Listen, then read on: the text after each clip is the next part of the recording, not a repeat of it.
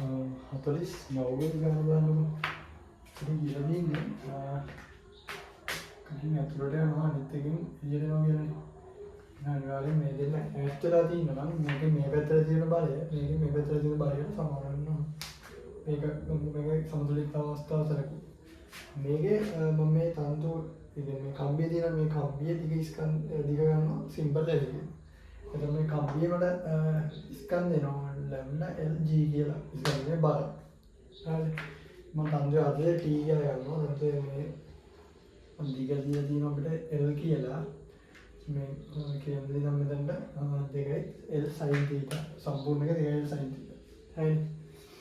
අපි මුලින්ම මෙතනට දාමු සිරස් බල තමයි සමානයෙන් මේ දානවා මම. උඩට තියෙනවා T cos θ සමාන වෙන්න ඕනේ. ඊට පස්සේ lambda L meter පනවලින් T හම්බ වෙනවා. දැන් තමයි සමාන වෙන්නේ. එතකොට සමාන වෙන්නේ මෙන්න එතකොට F සමාන වෙනවා T sin θ. මම T වෙනකොට මේක ආධුනික කරලා පස්සේ මට එනවා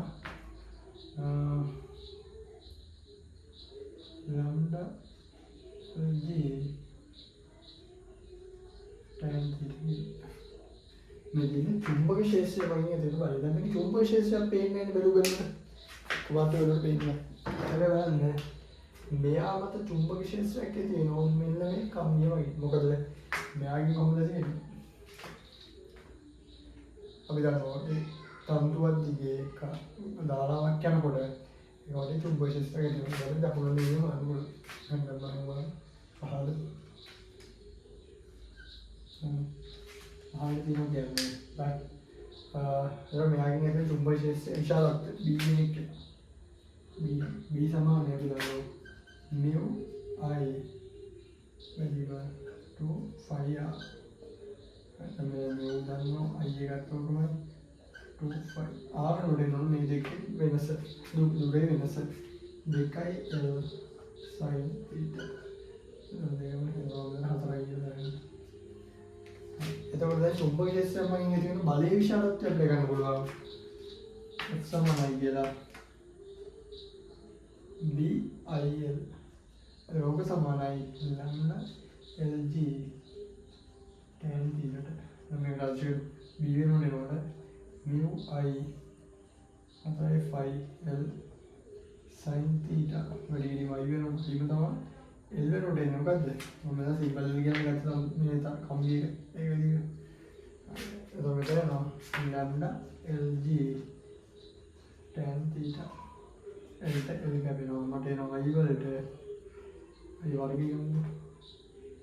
4යි 5 L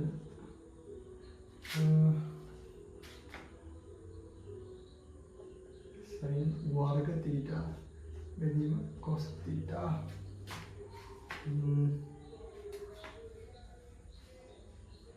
lambda G බෙදීම mu I වර්ග කියන්නේ I කියන්නේ මේක වර්ගමූලය මේ දෙකෙන් බලමුද ඒකට 2යි sin θ එක දෙකට පස්සේ 5 L lambda G over mu cos θ. Okay,